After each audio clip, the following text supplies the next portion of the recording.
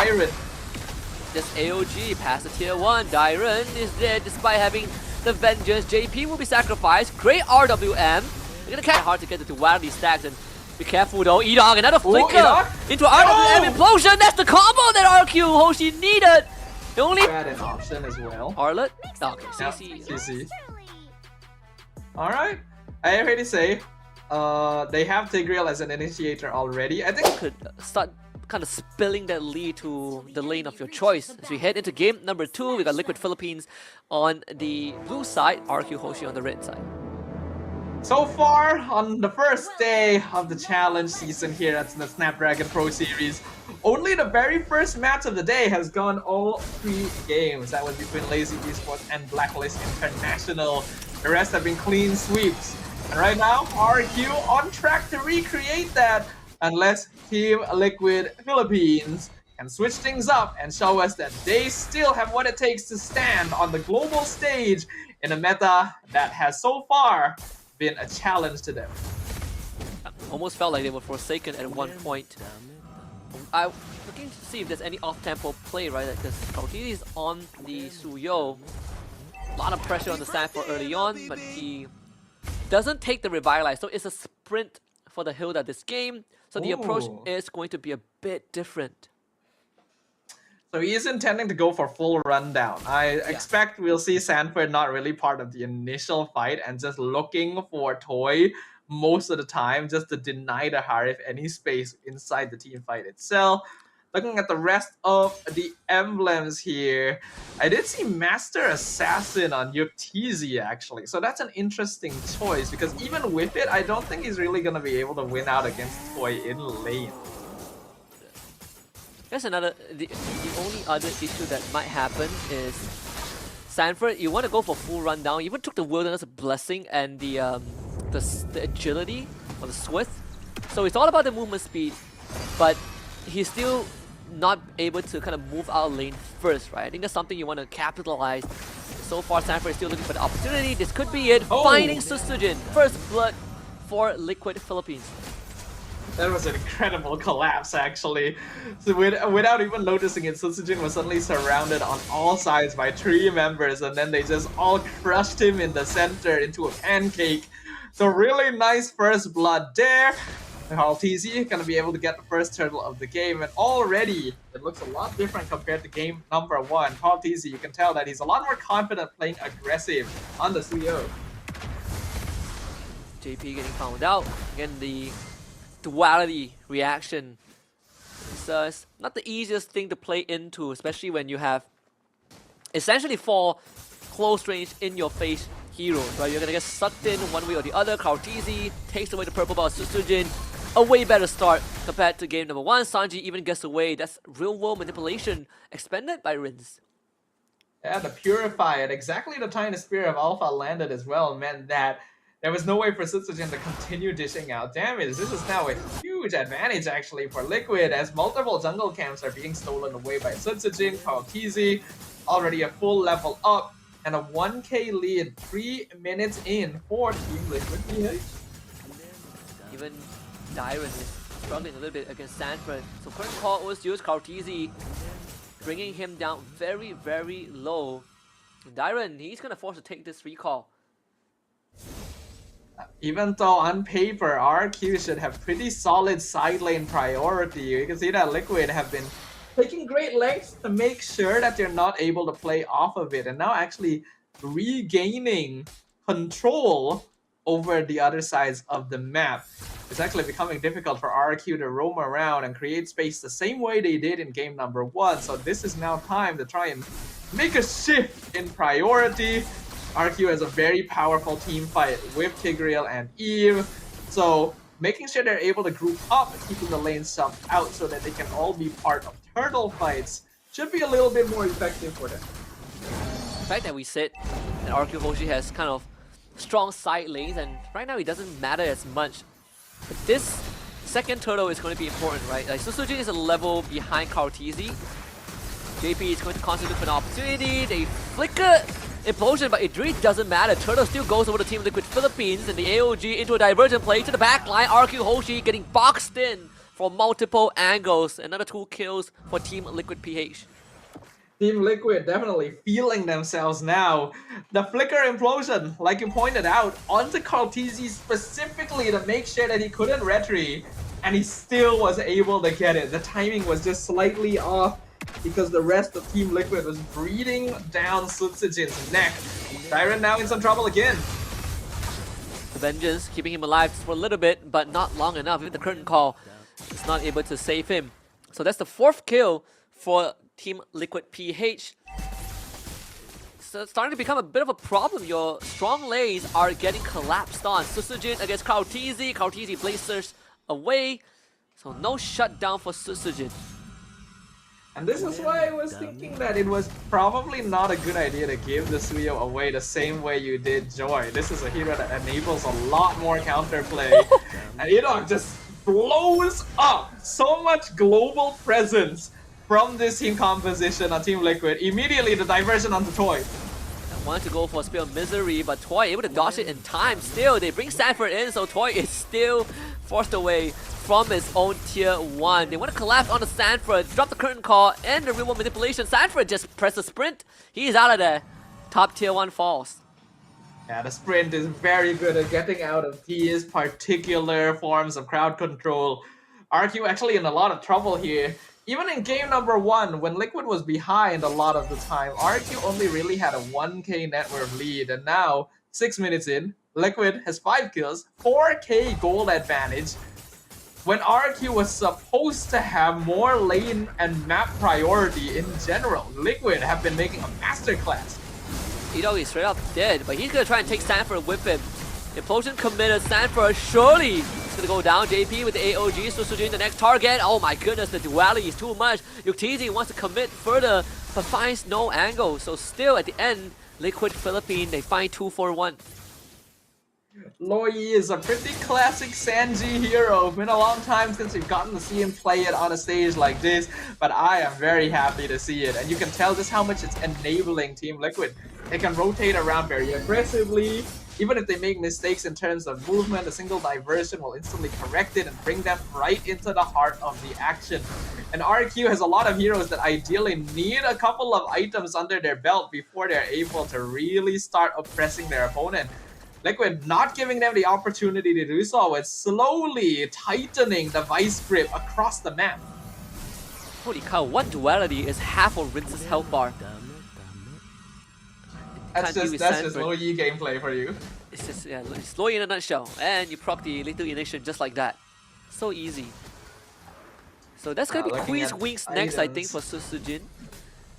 It does look like it. He ideally needs something to survive. Diversion, once again, they're looking for Toy. Toy is so dead. He is actually just... he's helpless. This Lo Yi has been enabling Liquid so much.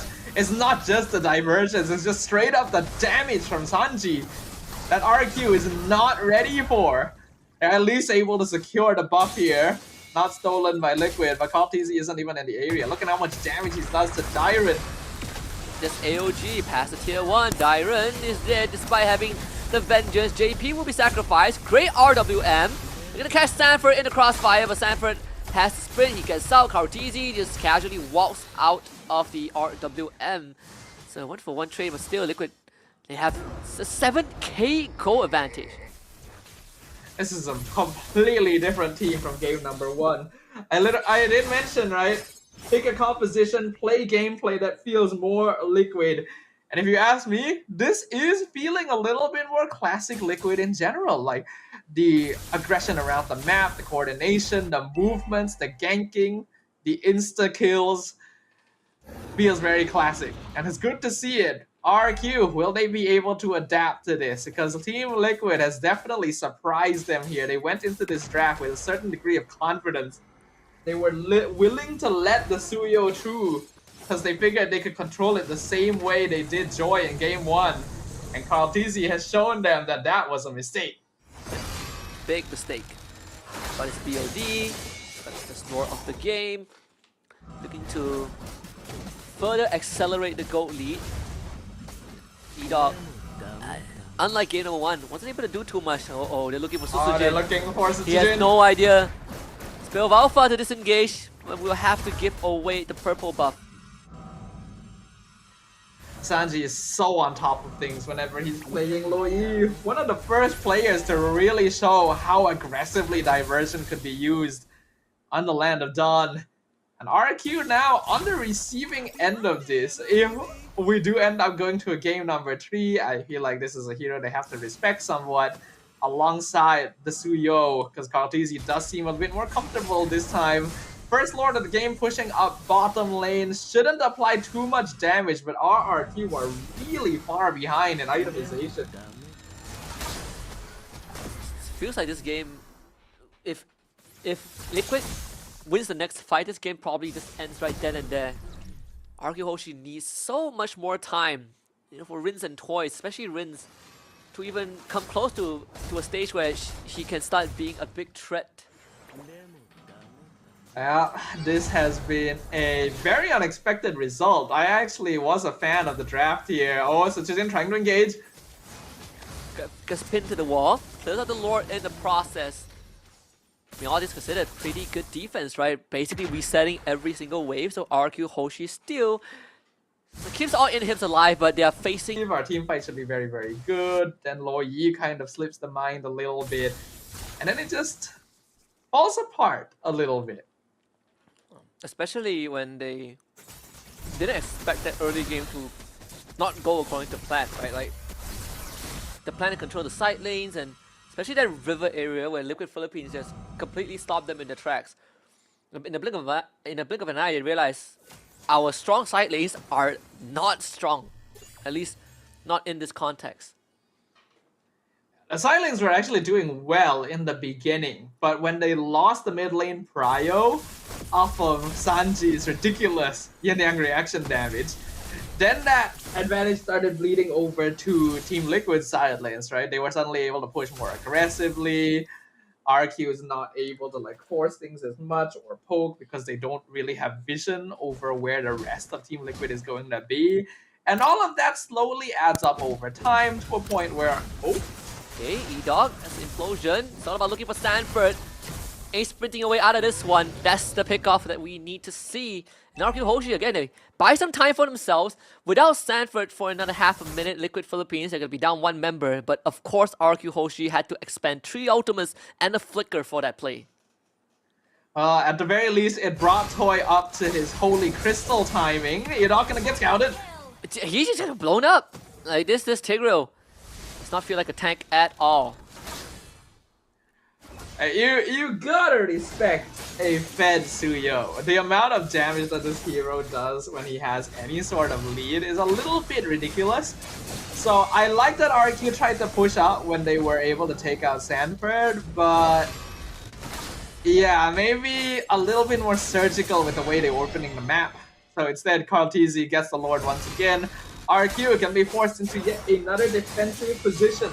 It felt a bit sloppy that E-Dog was so far ahead, but no one else was actively checking the map, right? Like, you would expect Rins to help out a little bit, but he wasn't in position to do so.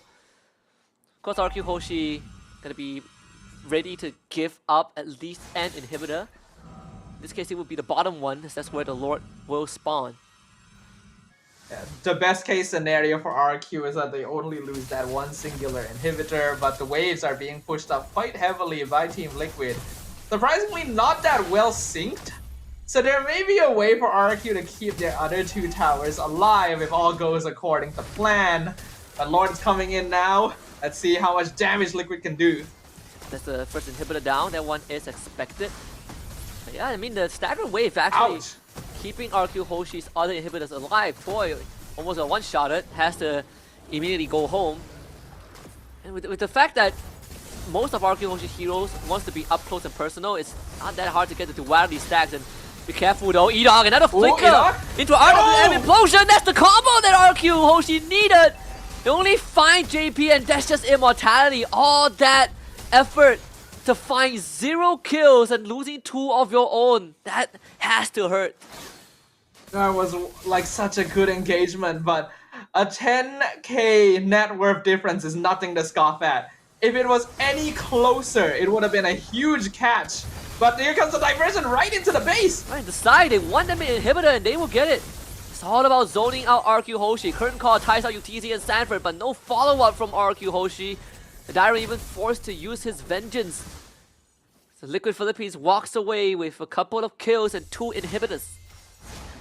All things considered, I think RRQ did the best they could in terms of that base defense, considering the deficit that they are playing at. Looking at the items, TZ is already maxed out, just got that Sea Halberd to finish things off. TZ also full on items, Immortality completed on JP, that's what kept him alive previously, even a Winter Crown on Sanford because he knows he's going to be the most vulnerable. Only Toy can really match up in terms of gold right now, and he does have Holy Crystal and Divine Glaive, so his damage is respectable, but by himself is not enough to threaten Team Liquid. Yeah, I mean, for UTZ, he's already maxed out. Toy still has 1 more slot for his items. Happy birthday, MLBB! It's gonna be a bit of a headache. The 3rd Lord is spawning.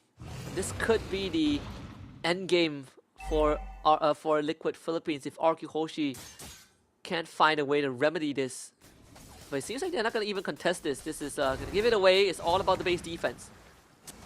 Yeah, honestly, I think playing for the base defense is a much smarter idea coming in from RRQ here. Diversion not gonna be taken.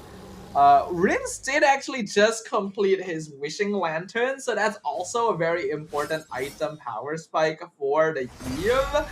So RQ's base defense should actually be pretty respectable here, but still, 13,000 gold difference. That is rough. You know that you are just unfairly ahead when the dream combo doesn't result in any loss of life. This loss should be easily taken care of by the damage that RRQ HOSHI has. Sanford is doing so much damage to the current call. Oh, UTZ caught out, able to zone himself away. The Lord needs to be taken care of. The dualities, yeah, they're gonna look for the crystal. UTZ straight for the end game.